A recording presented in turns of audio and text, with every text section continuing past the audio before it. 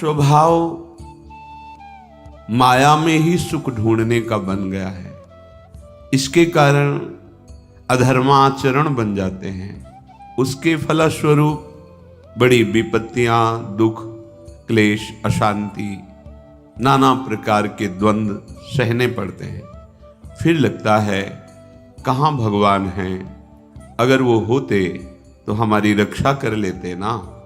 हमने क्या बिगाड़ा भगवान का, हमारे साथ ऐसा क्यों कर दिया।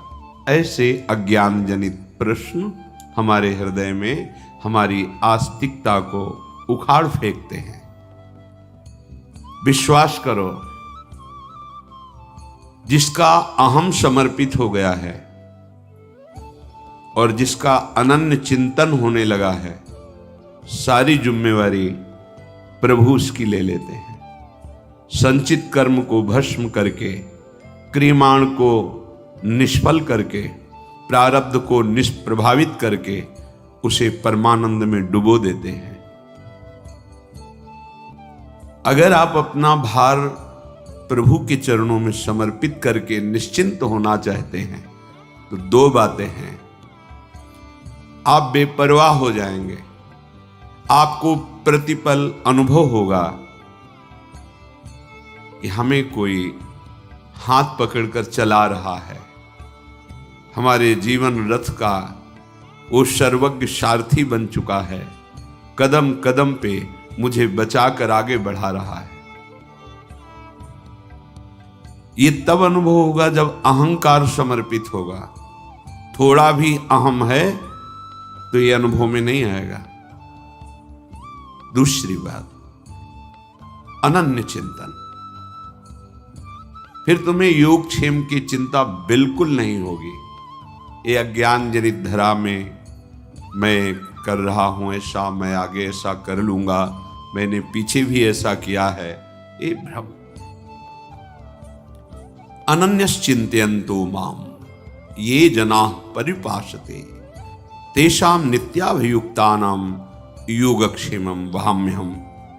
भगवान ठेका लेते हैं, बहुत महान है। जब तक अहम है और अनन्य चिंतन है तब तक सूत्र लागू होगा, अवश्यमेव भोक्तव्यम कृतं कर्म शुभाशुभम। आप अपने शुभ अशुभ कर्मों को भोगेंगे निश्चित। और जब आप अहम का प्रभु के चरणों में न्यास कर देते हैं, समर्पण कर देते हैं और प्रभु का अनन्य चिंतन करते हैं, अब आपकी कोई जिम्मेवारी नहीं रही। अब आप देखेंगे कि वो स्वयं आपके हृदय में बैठकर वही करवाएंगे जिसे परम धर्म कहते हैं। वो आपकी बुद्धि में ऐसा योग अपना प्रदान कर देंगे, कभी कोई अधर्माचरण का निश्चय ही नहीं हो पाएगा।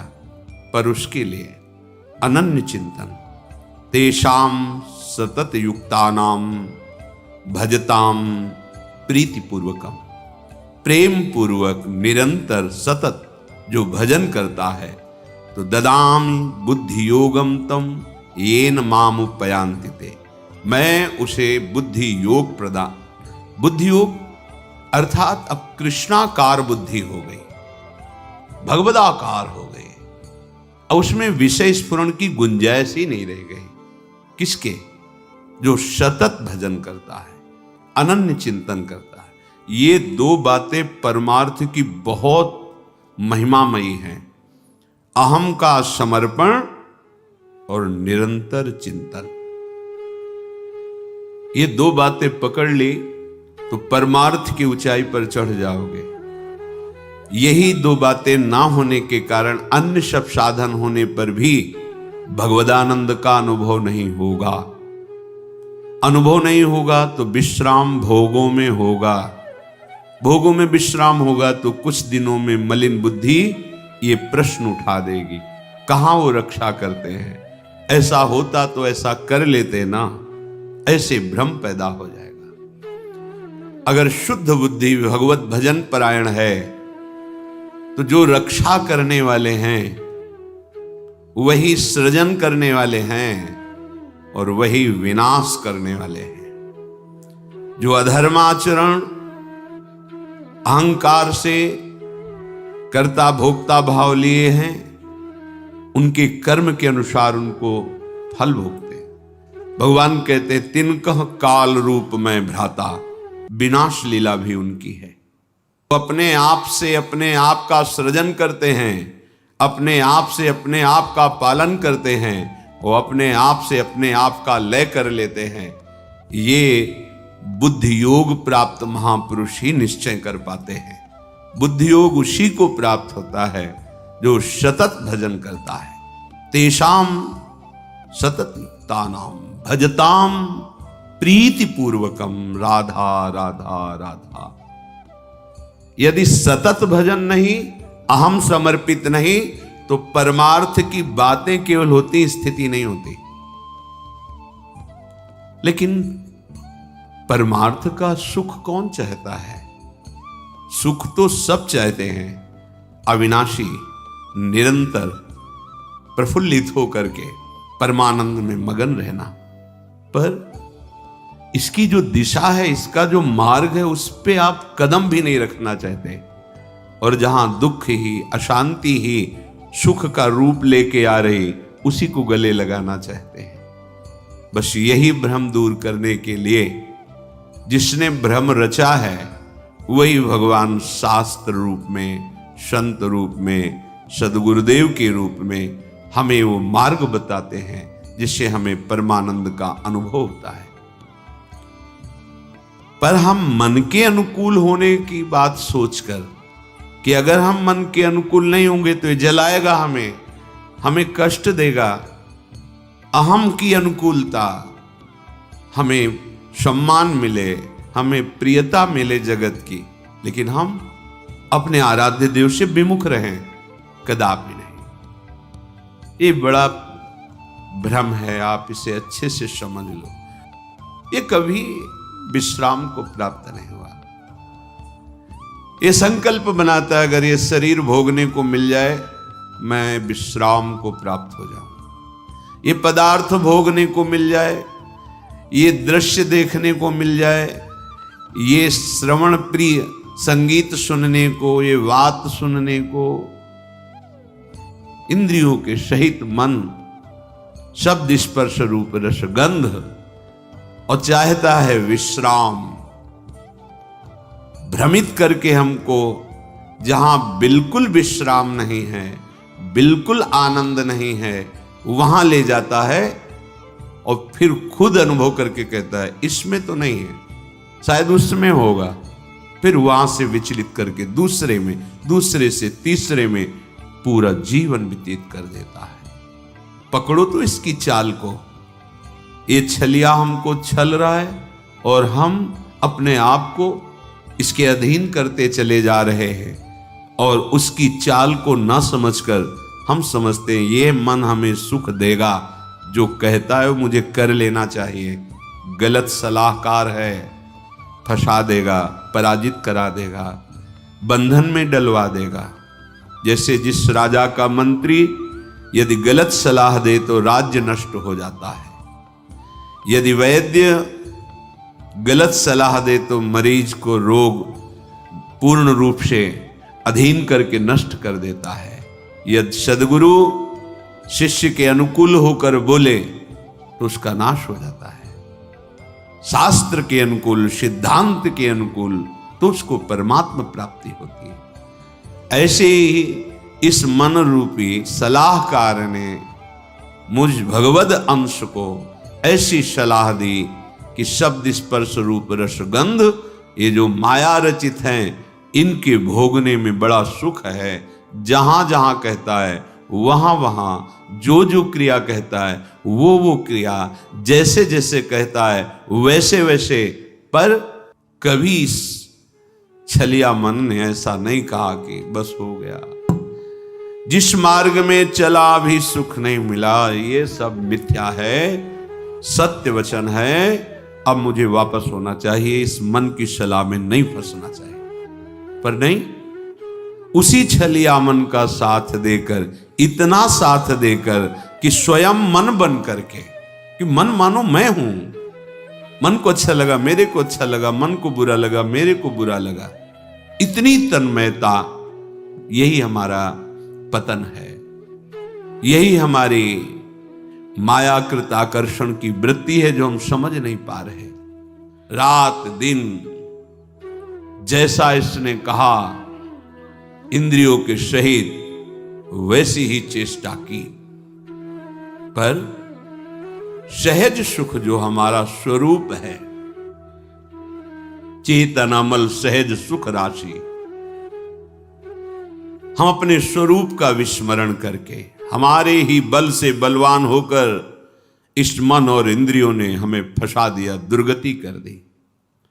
अपने सहज सुख को, जो आत्मस्वरूप है, जो आराध्य देव हैं, सहजानंद वर्षिणी श्यामा जो, इनके नाम सुख को क्या पैसा लगता है नाम में?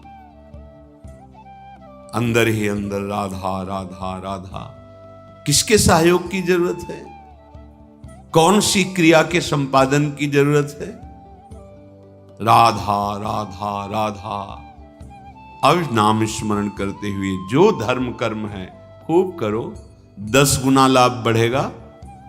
1 अंक विराजमान कर दिया, फिर शून्य बढ़ाते चले जाओ, 10 गुना उसका महत्व बढ़ता चला जाएगा शून्य का। 1 हटा दो, सैकड़ों शून्य बना दो, कुछ नहीं हाथ लगेगा। ऐसे ही सहज सुख, नाम रूप लीला धाम, ये हमारा स्वरूप है, हमारी आत्मा है, ये हमारा आराध्य है। भूल गए इसे। सहज सुख को भूल करके इंद्रिय और मन के द्वारा हम ठगे जा रहे हैं रात दिन, अपने को बड़े बुद्धिमान समझ रहे हैं। इसीलिए कहा गया है, राम ही भजई ते चतुर नर। वही चतुर है इस संसार में जो माया के आकर्षण से बच करके नाम जप कर ले जाए। नाम जप नहीं हो रहा तो जीवन व्यर्थ जा रहा है। निशिदिन भ्रमत, रात दिन दौड़ा रहा है मन, ये कर लो, ये मिल जाएगा, इससे सुखी हो जाओगे। इतने अधर्माचरण, इतने पापाचरण कि फिर बुद्धि निर्णय करना बंद कर देती है। वो पशुवत, वो राक्षसवत हो जाता है। आंख खोल के देख लो, भगवद विमुख कैसा अंतःकरण निश्चय करता है, कैसा मनन करता है, कैसा चिंतन करता है। निंदनीय से निंदनीय कृत्य करने में उसको कोई संकोच, कोई लज्जा, कोई भय नहीं लगता। दुर्दशा यही है, जीते जी दुर्दशा यही है। आप अपने बल को भूल करके इनके अधीन हो गए। अब ये जो चाहे करवा रहे हैं। हम कहते हैं हमारे में तो सामर्थ्य नहीं, वो आपकी ही सामर्थ्य से हो रहा है, आप समझ नहीं पा रहे।